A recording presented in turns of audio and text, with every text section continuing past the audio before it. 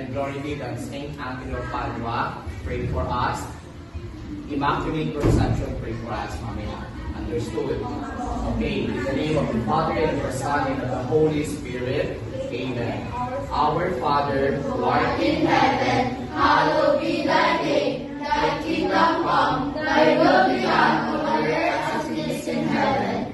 Give us this day our daily bread, and forgive us our trespasses, as we forgive those who trespass against us.